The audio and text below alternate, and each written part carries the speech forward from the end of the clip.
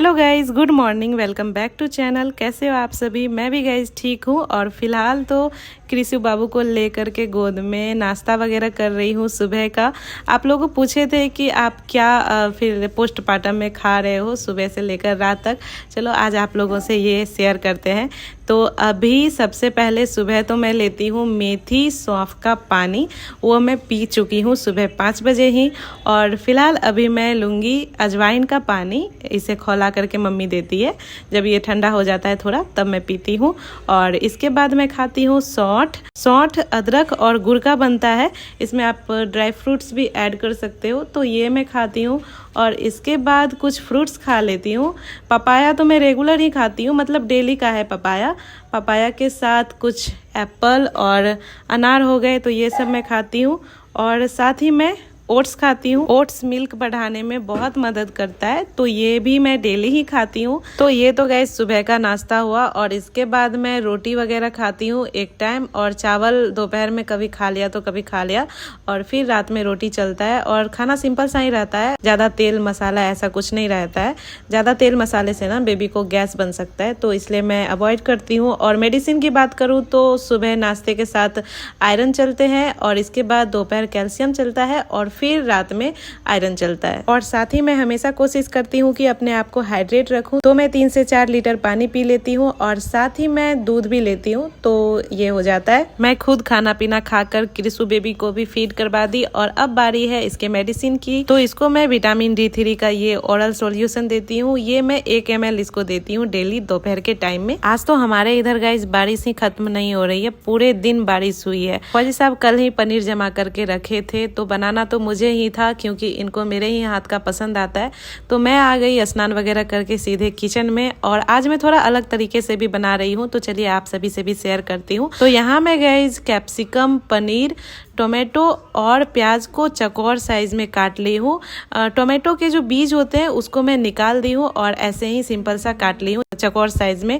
अब मुझे इन सभी को करने हैं मैरिनेट, तो एक बॉल में इन सभी को डाल दी हूँ। और साथ ही मैं थोड़ा मटर भी डाल रही हूँ। हमारे इधर तो मटर आने लगे, आप लोगों की तरफ अभी आ रहे हैं या नहीं कमेंट में जरूर बताइएगा। अब इसमें डाल रही हूँ मसाले। तो पहले डाली धनिया पाउडर, हल्दी पाउडर, रेड चिली पाउडर और जीरा मसाला डाली हूँ, जीरा पाउडर और काली मिर्च पाउडर। साथ ही मैं थोड़ा सा गरम मसाला पाउडर भी डाली हूँ। और अब इसमें हल्का सा पानी डालकर इसको अच्छे से मैरिनेट कर ले रही हूँ।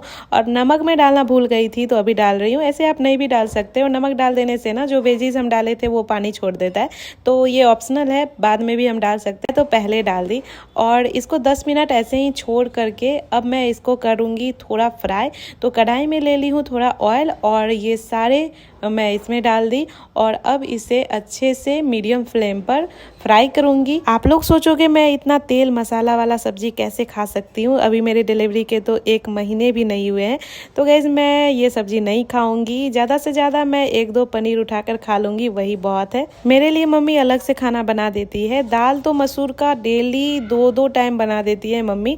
और वो मम्मी पहले ना उसमें छौंक भी नहीं लगाती थी, पर मुझे बिल्कुल भी पसंद नहीं था, तो हल्का तेल में जीरा डालकर छौंक लगा देती है आजकल, तो वो मैं आराम से खाती हूँ। और रही बात ये वाली सब्जी की, तो हस्बैंड को मेरे ही हाथ का पसंद आता है। और जैसे मैं बनाती हूँ ना एकदम चटपटा टाइप से, बहुत ज़्यादा तेल भी नहीं होता है, पर जैसा मैं बनाती हूँ उनको ऐसा ही पसंद होता है, तो इसलिए मैं इसी टाइप से बनाती हूँ। पनीर जो मैं मैरिनेट करके रखी थी वो अब फ्राई हो चुके हैं। अब मैं इसकी ग्रेवी के लिए दूसरी कढ़ाई चढ़ा दी हूँ। इसमें पहले मैं डाल दी ऑयल, इस बार मैं सरसों ऑयल ली हूँ, और फिर मैं डाल दी हींग के बाद डाल रही हूँ कुछ खड़े मसाले।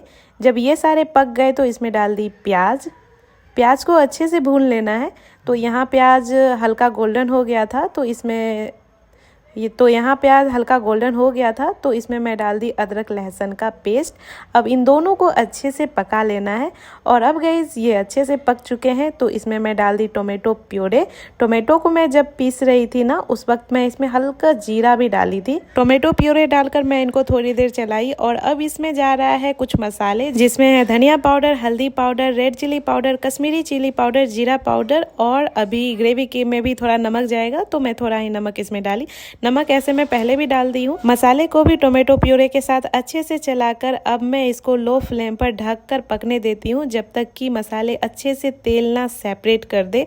और अब देखिए मसाले तेल अच्छे से सेपरेट कर दिए हैं, इसका मतलब ये अच्छे से पक चुका है। तो अब इसमें जा रहा है जो मैं फ्राई करके रखी थी पनीर वगैरह, वो इनको मसाले के साथ और 5-10 मिनट के लिए पका लेना है।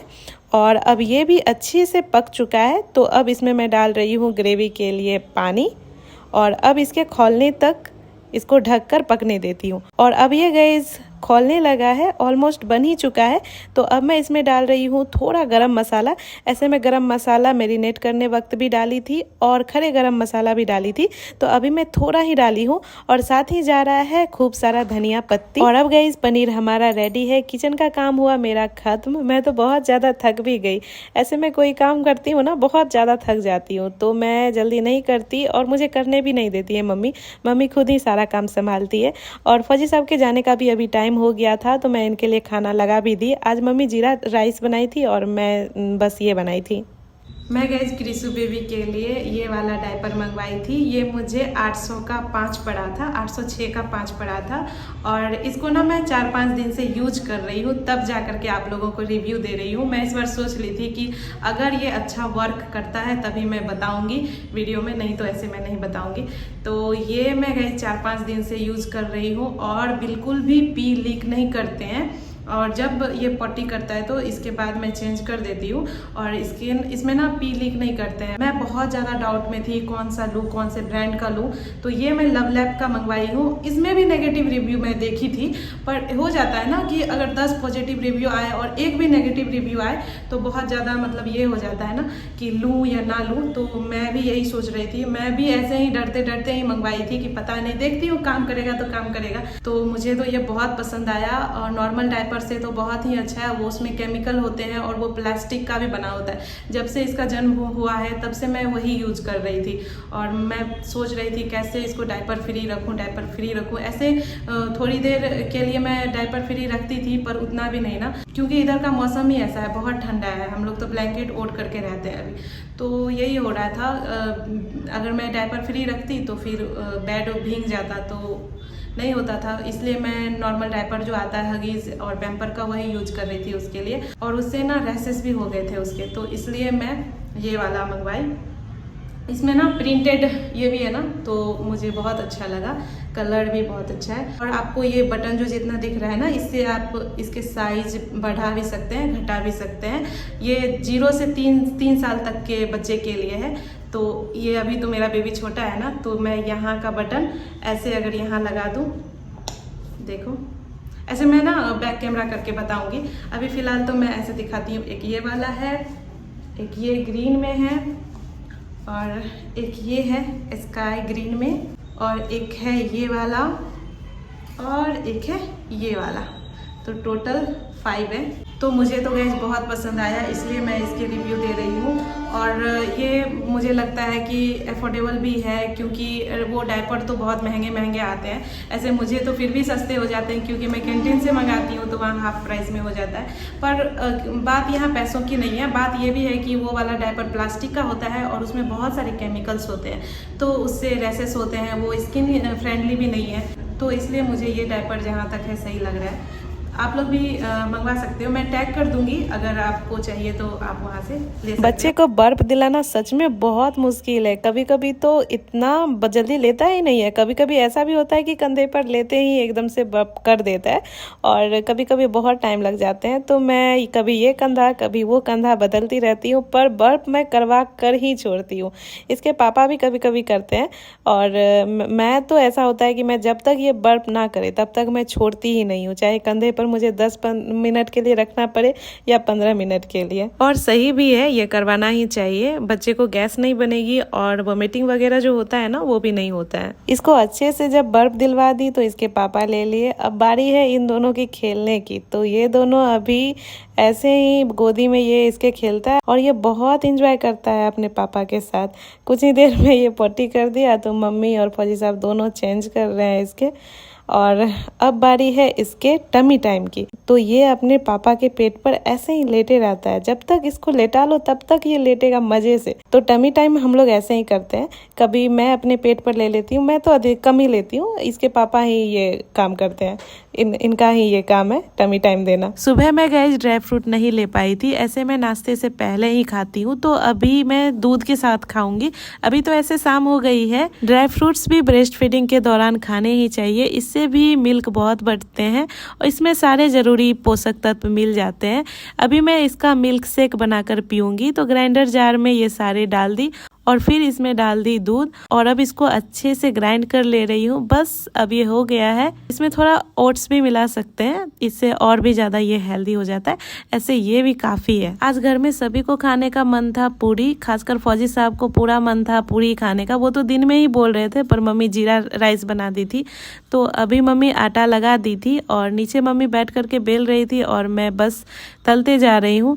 ऐसे बस मम्मी मुझे तलने के लिए बुलाई थी, अकेले नहीं होता है ना ये सब चीज, तो इसलिए तो मैं बस यहाँ तल दे रही हूँ। बस अब ये हो गया है। सभी का गाइस खाना पीना हो गया है, सभी सोने भी चले गए हैं। मैं यहाँ क्रिसु बेबी को लेकर के बैठी हूँ, इसे अभी फीड करवाई हूँ और ये सोने का नाम नहीं ले रहा है। ऐसे ज्यादा परेशान नहीं करता है, बस गोदी में ये बैठना चाहता है, गोदी में मतलब लेटना चाहता है। बाकी नीचे रखो तो थोड़ा ये छटपट छटपट करने लगता है।